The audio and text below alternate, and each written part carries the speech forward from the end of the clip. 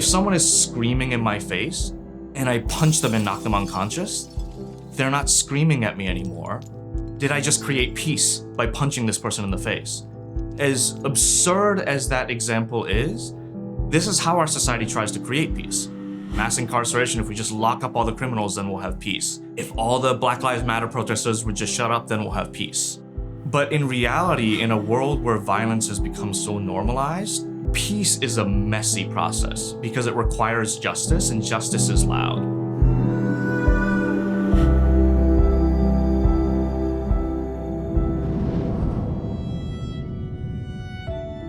So the Peace Development Fund started as a consequence of the nuclear weapons freeze campaign. We called it the Nuclear Weapons Moratorium. And we were all focused at that time in the early days on issues of peace and disarmament, particularly nuclear disarmament. And at the same time, we realized there was almost no funding available for grassroots groups. And it was only grassroots groups that were going to bring about change in people's attitude. So a few of us decided that we would start a fund that would fund exclusively grassroots work. All 5 programs are the Sustainability Project, the Community Organizing Grants Docket, the Donor Advised Funds, Fiscal Sponsorship Program, and the Special Initiatives. We understand and believe that folks in the community know what they need. So our job is to get them resources. We have folks in our systems by design who are part of those movements. That gives it strength and capacity and credibility and respect and trust. So when we're sitting down with a table from somebody in the community who's just meeting us for the first time, we're not bringing BS, we're bringing real experience. And that's that authentic relationship on which we base our grant making. Our job is to get resources and try to get it to you. And your job is to do what you need to do in your communities, not us to tell you that. BASE was the Building Action for Sustainable Environments. And it brought together 15, 16 communities that were all living near some chain of the nuclear cycle. For the first time that I've ever known, bringing all of the pieces of that chain together, all of the links of that chain together so we can see the entire arc of the nuclear industry. And this isn't just unique to BASE. There's such a need for grassroots organizations to come and meet each other and to do collective visioning and collective strategizing, but that no one has the time to organize these big types of gatherings. In a lot of the initiatives that we put on, PDF took on that role where we would pull together groups of 40, 50 different activist organizations and give them 3 or 4 days. And again, it wasn't like an agenda that we planned. We kind of handed it over to them and saying, we'll fund this gathering, we'll do all of the logistics, we'll buy all the plane tickets, and you all figure out what you need to talk about.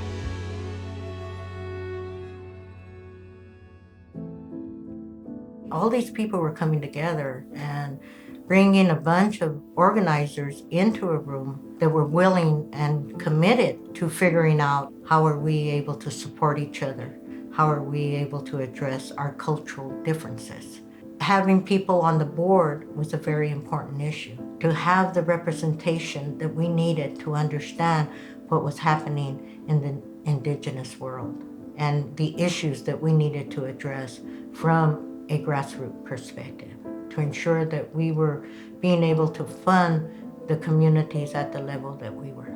And it was oftentimes a messy process, right? Because it is such a new thing. It wasn't always perfect. It wasn't always clean. We had arguments. But I think the fact that we had arguments with our grantees says a lot, right? Like how many foundations have the type of relationships where they can have real conflict with their grantees and get through it and never question that the funding would be cut because we were having this conflict. There was already the relationship and the trust that allowed us to go to that depth, that allowed the grantees to trust that, oh, PDF is really serious when they say that we're gonna try this thing called co-creation. We're gonna try to actually co-create this initiative with the grantees, with PDF just being one of the people that had a seat at the table.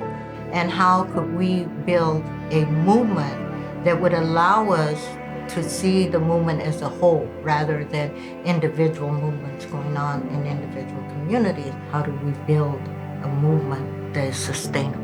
What is it going to look like when you have your son? What are the next 7 generations going to look like? The big broad base of small donors is the bread and butter of this whole movement. We get $200 a year from, a couple of different orders of nuns around the country. We've never met them. They found us. They send us $200 a year. But that's the fuel, but it's also the community. I know when I contribute this money, I'm affecting work in New Orleans, and I'm affecting work on the, transit riders in Seattle. It's not about you when you're in philanthropy, and the world is treating you as if it is about you.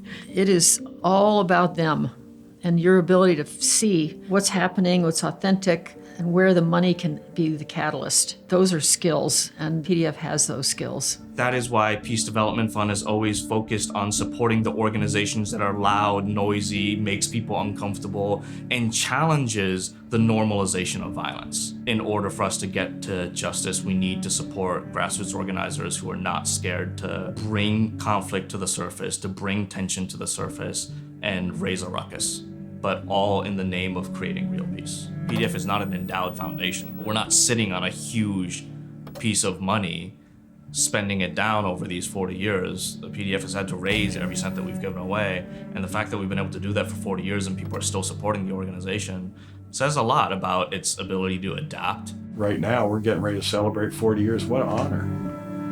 What a privilege.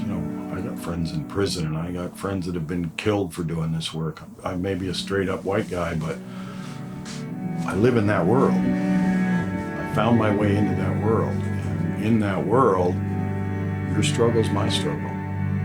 So we're in it together, and I'm going to do what I can to help you get what you need to do that.